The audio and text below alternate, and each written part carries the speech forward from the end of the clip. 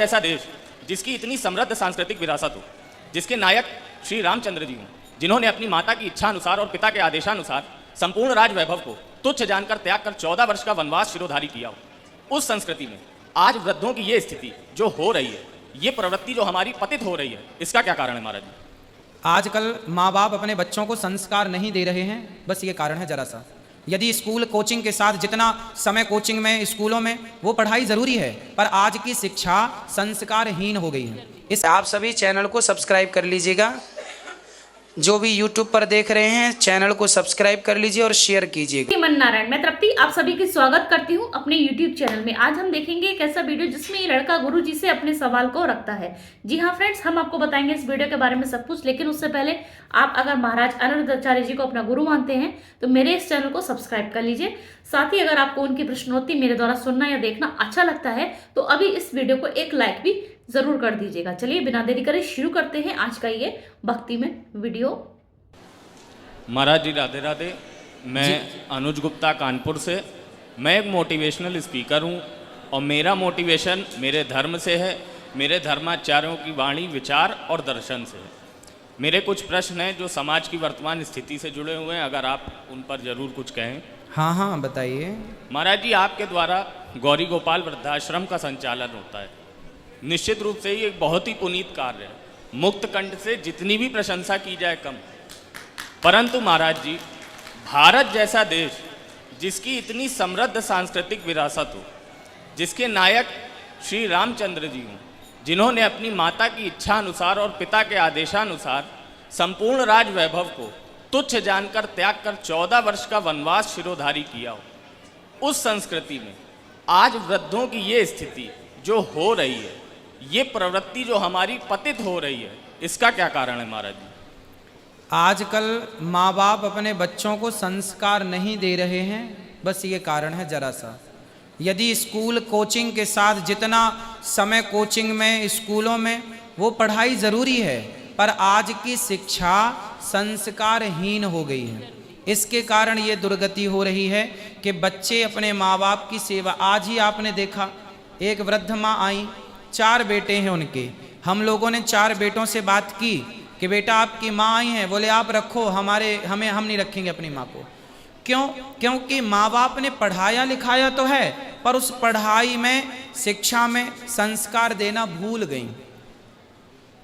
जैसे कई बार माताएं दाल में नमक डालना भूल जाती हैं, वही है नमक, संस्कार। जैसे दाल में सब कुछ डाला जाए, बस नमक भूल जाओ तो व्यर्थ है। उसी प्रकार बच्चों को सब दे दो, सोना चांदी हीरा मोती, बड़ी बड़ी डिग्रियां, बड़ा बंगला, बड़ी गाड़ी, लेकिन संस्कार ना दो तो वैसे ही है जैसे दाल नमक के बिना, ऐसे जीवन संस्कार के बिना। महाराज जी, इसी से जुड़ा एक प्रश्न और है। हमारे यहाँ शिक्षा के 2 स्वरूप बताए गए, विद्या और अविद्या। विद्या जो ब्रह्म और सत्य का ज्ञान कराए, और अविद्या जो सभी भौतिकता का ज्ञान कराती है। आज हम अपने बच्चों को अविद्या की तरफ तो प्रेरित करते हैं, उनकी उच्च शिक्षा का भी प्रबंध करते हैं, जिसका केंद्र बिंदु सिर्फ अविद्या है, भौतिकता है। परंतु जीवन में जब कभी ऐसा समय आता है जब कोई असफलता उनको मिलती है या वह निराश होते हैं, तो वो कठिन से कठिन और कठोर से कठोर कदम उठा लेते हैं, क्योंकि उनके पास विद्या नहीं है। तो महाराज जी, आप बच्चों से क्या कहना चाहेंगे कि किस प्रकार विद्या और अविद्या के बीच में संतुलन बना के एक बेहतर भविष्य का निर्माण करें? वो अविद्या की तो बात करो ही मत, विद्या की। हमारे यहाँ अविद्या का कोई स्थान नहीं है। हमारे यहाँ विद्या ददाति विनयम। हमारे यहाँ विद्या हमें नम्रता देती है, और विद्या से देखो, ज्ञान से विज्ञान हुआ। विज्ञान का पिता कौन है? यदि ज्ञान नहीं होता तो विज्ञान नहीं होता। पानी में बिजली है, ये जान लेना ज्ञान है, पर उस पानी से बिजली को प्रकट कर देना ये विज्ञान है। तो ज्ञान और विज्ञान में ये अंतर है। हमारे यहाँ विज्ञान था, हमारे यहाँ विद्या है। ऐसी कि रावण के पास पुष्पक विमान था, उड़ने वाली टेक्नोलॉजी तब भी थी जी। कैमरा, टीवी, महाभारत का युद्ध कुरुक्षेत्र में चल रहा था। धृतराष्ट्र को संजय हस्तिनापुर में देखो, आंखों देखा हाल सुना रहे थे, तो वो एक टेक्नोलॉजी थी। तो हमारे यहाँ ज्ञान से विज्ञान तक खूब गया, हमारे यहाँ के संत ऋषि मुनि गए। तो आजकल बच्चों को, अब आप गलती क्या हो गई कि आजकल माँ बाप ने बच्चों को शास्त्र नहीं पढ़ाए। अब भागवत जी में वही बात लिखी है जो मेडिकल साइंस आज बता रहा है। जब स्त्री गर्भवती होती है तो कितने महीने में यह पता लगाया जा सकता है कि पेट में बेटा है या बेटी है? बताओ। स्त्रियों का जब गर्भवती होती हैं और पेट में बेटा है कि बेटी, ये कितने महीने में पता लगता है? लिंग परीक्षण कब होता है आपको पता है? नहीं महाराज। 3 महीने में। ये देखो सारी माताएं बोल रही हैं। क्यों? स्त्री के भीतर जो बच्चा है उसके अंदर तीसरे महीने में शरीर में स्त्री और पुरुष के चिन्ह का निर्माण होता है। ये बात साइंस को अब पता लगी, 20 साल पहले, 50 साल पहले, 70 साल पहले। भागवत जी पढ़ो तो 5500 साल पहले उन्होंने लिख दिया था कि जब स्त्री गर्भवती होती है तो पिता के द्वारा, जब स्त्री गर्भवती होती है तो 1 महीने में बच्चे का सिर तैयार होता है, 2 महीने में बच्चे के हाथ पांव निकलते हैं, तीसरे महीने में स्त्री और पुरुष के चिन्ह उत्पन्न हो जाते हैं, 4थे महीने में बच्चे के सप्त धातु प्रकट हो जाती हैं, 5वें महीने से बच्चे को भूख और प्यास लगने लग जाती है, 6वें महीने से वह माँ के दाएं से बाएं कोख की तरफ भागने लग जाता है और भगवान की प्रार्थना करने लग जाता है कि प्रभु मुझे इस गर्भ से बाहर करो। जो साइंस आज प्रूव कर रही है वही हमारे शास्त्र पहले हमारे और आपके लिए सब लिख के गए हैं। विडंबना ये है कि आज के बच्चों को अपने वेद पुराण पढ़ने का समय नहीं है, केवल फेसबुक व्हाट्सएप चलाने का समय है और निंदा चुगली सुनने का समय है। काश अपने पुराने इतिहासों को पढ़ने का समय होता। आज बच्चों के पास महाराणा प्रताप जी के बारे में पढ़ने का समय नहीं है। झांसी की रानी मीराबाई, नरसिंह मेहता, रैदास जी, रसखान जी, सूरदास जी। आजकल के बच्चों से पूछो कि सूरदास जी कौन है, रसखान कौन है, रैदास कौन है, मीरा कौन है, कर्मा कौन है, सक्को कौन है, कोई नहीं जानकारी। गुरु नानक देव जी कौन है, गुरु गोविंद देव जी कौन है, कोई जानकारी नहीं। क्यों?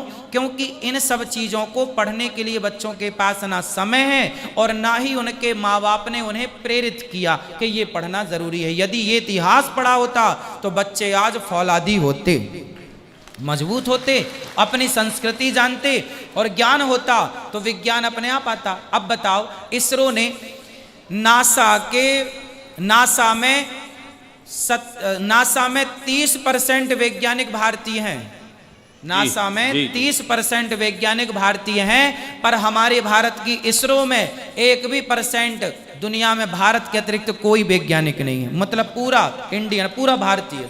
हमारे भारत के वैज्ञानिकों ने वो कर दिखाया। चंद्रयान 3 लॉन्च हुआ, सक्सेसफुल लैंडिंग हुई। और देखिए ना, हमारे भारत के वैज्ञानिक क्या नहीं, ये जो आज हुआ है ये पहले हो सकता था। हमारे उन वैज्ञानिकों को इस प्रकार का हौसला देने वाला कोई था नहीं जिस प्रकार आज सरकार दे रही है हौसला। पहले की सरकारों ने शायद उस संस्थाओं को इतना मजबूत ना किया हो, इतना फंड ना दिया हो, इसलिए। लेकिन देखो, सपोर्ट आप हमें करें, हम आप करें, आप हमें करें, हम आपको करें, तो एक निर्माण होगा। तो आजकल क्या हुआ, अब सुंदर पिचई गूगल का CEO है, भारत का है। भारत में टैलेंट की कमी नहीं है। यदि भारत का बच्चा पढ़ लेगा तो प्रत्येक बच्चा इतिहास रचेगा, बस पढ़े तो। महाराज जी, प्रेम का स्वरूप क्या होना चाहिए? प्रेम तो सदा से ही मुक्त रहा है, संवर्धनशील रहा है। आज जो प्रेम का स्वरूप हम देखते हैं वो बाध्यकारी है, उसमें शोषण हो रहा है। अब इसका प्रत्यक्ष उदाहरण आपका ब्रजमंडल है। आज 5000 वर्षों से ब्रजवासियों ने राधा रानी को और कृष्ण जी को उसी भाव से प्रेम किया है जिस भाव से 5000 वर्ष पूर्व था। परंतु आज प्रेम का क्या हम अर्थ नहीं समझ रहे हैं, या प्रेम वास्तव में हमारी प्रवृत्ति ऐसी हो गई कि पनप ही नहीं पा रहा है? देखो, प्रेम को ना लोग भूल गए हैं। आजकल वासना को प्रेम माना जा रहा है। जी बिल्कुल सत्य। आजकल के लड़का लड़की जो स्कूल कॉलेज में प्रेम करते हैं वो वासना वाला प्रेम है, और आजकल के लोग उसी को प्रेम मानते हैं। होटल में ले जाके कॉफ़ी पीना, चाय पीना, साथ में रहना है, लिव इन रिलेशनशिप में रहना, आज उसी को लोग प्रेम मान रहे हैं। जबकि प्रेम क्या होता है? प्रेम तो एक माँ का होता है अपने बच्चे से। प्रेम का अर्थ क्या होता है? तत्सुखी सुखित्वम। प्रेम की परिभाषा इतनी सी है, और कहो तो सारी जिंदगी प्रेम को परिभाषित करें तो ना हो। तो प्रेम का मतलब होता है देना, ना कि लेना। जैसे माँ अपने बच्चे को सब कुछ देना चाहती है, यदि आपकी माँ का वश चलता ना तो आपकी माँ आपको दुनिया का सर्वश्रेष्ठ पद दिला के रहती। यहाँ जितनी माताएं बैठी हैं, यदि इनमें से किसी भी माँ का वश चल जाए तो अपनी संतान को दुनिया का सर्वश्रेष्ठ पद पर ले जाके बिठा देगी। बस चले तो मतलब माँ अपने बच्चे को देना चाहती है, सब कुछ देना चाहती है। केवल जहाँ देने का भाव है वो प्रेम है। जहाँ भक्त केवल अपने भगवान को देता है, और क्या दे? स्वयं को दे देता है। जहाँ भक्त भगवान को खुद को दे, उसका नाम प्रेम है। गोपियाँ मथुरा में भगवान श्री कृष्ण जब वृंदावन से गए तो मथुरा तो थे, अब गोपियाँ मथुरा से वृंदावन 10 किलोमीटर की दूरी है। आप जाएंगे तो दिन में 4 चक्कर लगा सकते हैं, और पैदल जाएंगे तो 2 घंटे 3 घंटे में आप मथुरा जा सकते हैं वृंदावन से। अब गोपियाँ चाहती तो जाके भगवान से मिल आती, पर नहीं मिलने गई ना। यदि आपको हमारे बिना सुख मिल रहा है तो आपके सुख में हम व्यवधान पैदा नहीं करेंगे। ये प्रेम है। अद्भुत अद्भुत। मतलब प्रेम ये नहीं चाहता। आज लड़के ने एक लड़की को बोला फलाने पार्क में आ जाना, इतने बजे आना, लड़की लेट हो गई। अरे तुम लेट हो गई, उसे डांटा, उसे ये कहा वो कहा। पति पत्नी आज जरा लेट हो गए तो उनको डांट दिया पति ने, तुम्हारा तो यही होता है, लेट हो जाती हो, और सजना सवरना कर लो। मतलब जहां जहां ये बात है ना, तुम हमारे हिसाब से चलो। जहां अपने हिसाब से चलाया जाए वो स्वार्थ है, और जहां सामने वाले के हिसाब से चला जाए वो प्रेम है। सत्य महाराज।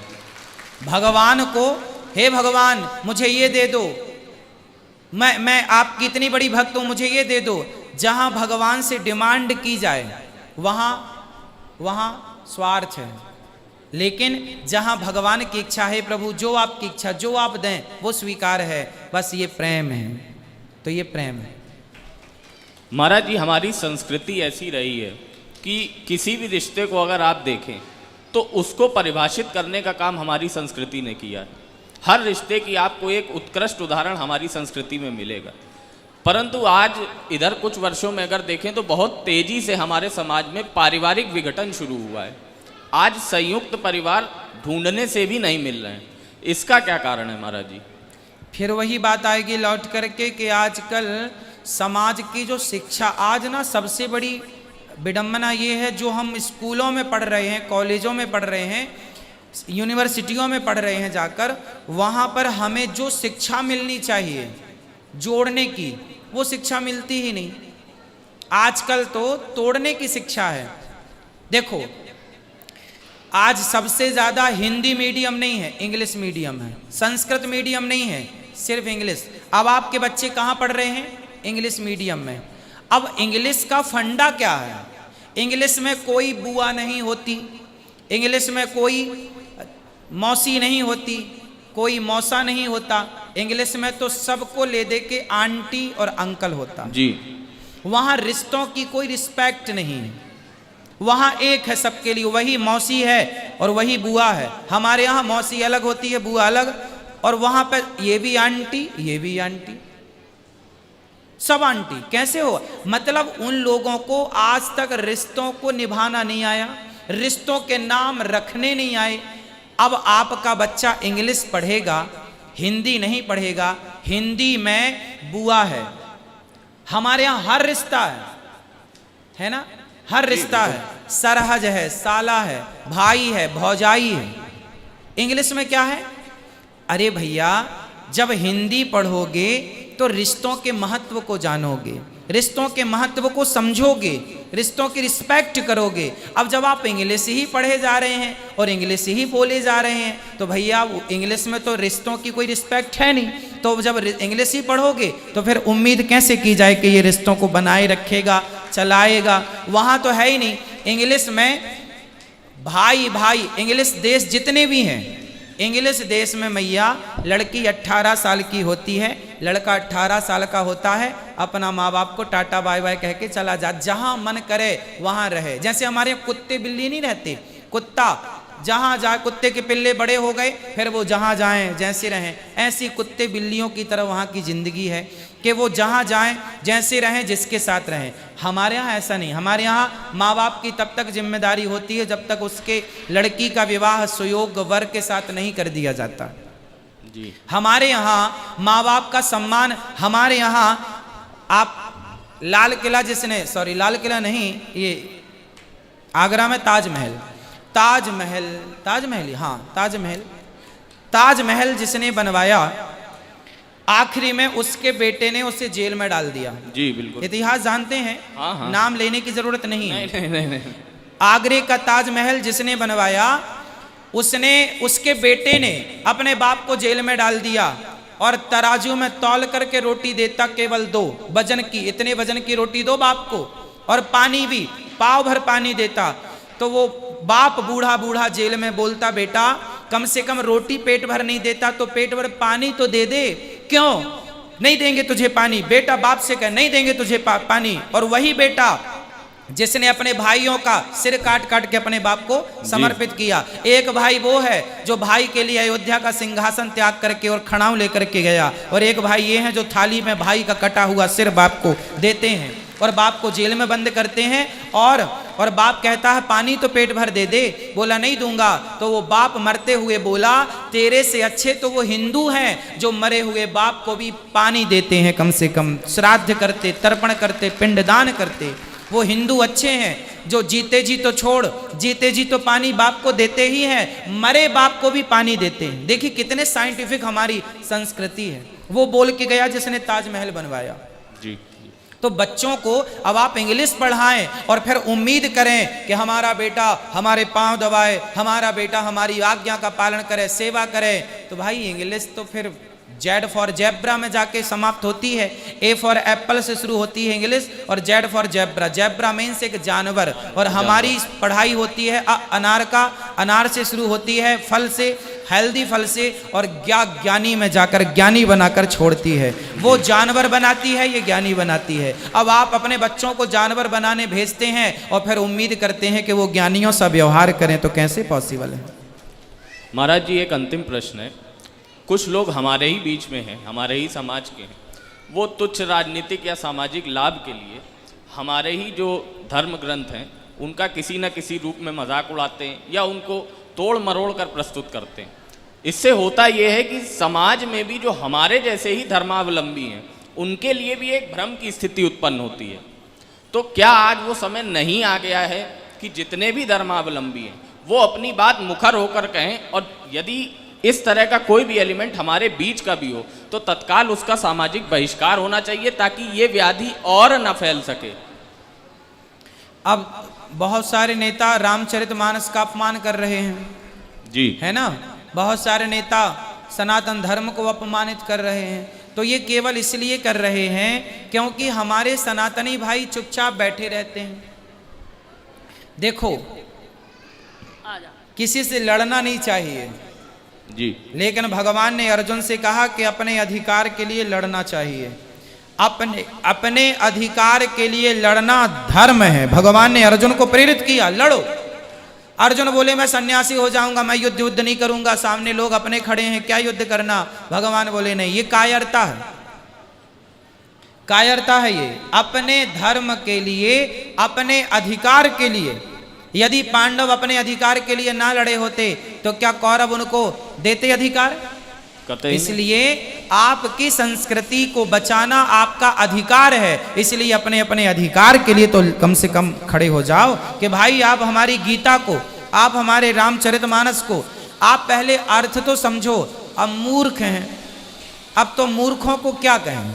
इसलिए आप और हम अपने बच्चों को, हम देखो ये कहेंगे कि आज आपके बच्चे इतने कमजोर हैं कि आज उनसे कोई सनातन धर्म से रिलेटिव कोई एक प्रश्न कर दे तो वो उसका उत्तर नहीं दे पाते।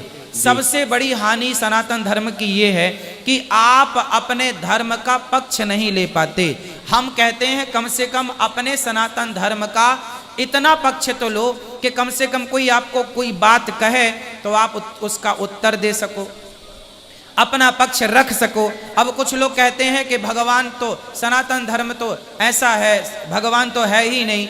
राम जी को लोग काल्पनिक बता रहे हैं जी, राम जी को भी कुछ लोगों ने काल्पनिक बता दिया। अब इन लोगों से आपने काश सवाल किए होते कि राम जी यदि काल्पनिक हैं, एक बात बताओ, यदि राम जी काल्पनिक होते तो फिर वो सेतु भी काल्पनिक होता।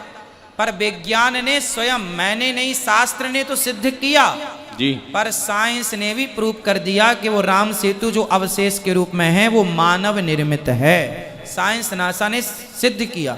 अब देखो, आज तक आपने सुना कि किसी ने कुरान पर कोई उंगली उठाई, बाइबल पर उंगली उठाई, लेकिन हम हिंदुओं के सदग्रंथों पर जो चाहे लोग उंगली खड़ी कर देता, केवल इसलिए कि हिंदू जवाब देना नहीं जानता। आपके बच्चों ने जवाब देना सीखा ही नहीं, आपके बच्चों को आपने बताया ही नहीं अपने धर्म के बारे में, अपनी संस्कृति के बारे में। तो जब आपने नहीं बताया तो उन्हें ज्ञान नहीं हुआ, और जब ज्ञान नहीं होगा तो आपके सामने कोई कुछ भी कहे, आप कुछ, भैंस के आगे बीन बजे भैंस खड़ी पगुराए।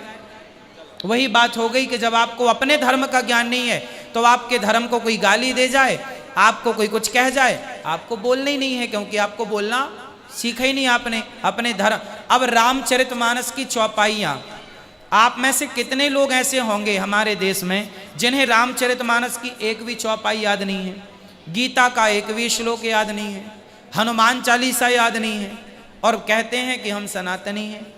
आज अपने धर्म की बात आप नहीं रख पाए, इसलिए हिंदुओं के गांव हजारों क्रिश्चियन धर्म, अन्य धर्मों में कन्वर्ट हो गए, परिवर्तित हो गए। ठीक बात है महाराज, बहुत बहुत धन्यवाद महाराज जी, और पुनः आपके चरणों में कोटिशा नमन। राधे राधे महाराज जी। खुश रहिए, खुश रहिए। दोस्तों, कैसी लगी आपको आज की वीडियो? देखा आपने, गुरुजी ने इनके सभी सवालों के जवाब दिए हैं। आपको क्या समझ में आया मुझे आप बता सकते हैं। साथ ही आपको इस वीडियो से क्या शिक्षा मिलती है ये भी आप मुझे कमेंट सेक्शन में बता सकते हैं। इसी तरीके की वीडियो के साथ मैं फिर हाजिर होंगी, लेकिन उससे पहले आज आपको कमेंट सेक्शन में लिखना होगा जय श्रीमन नारायण।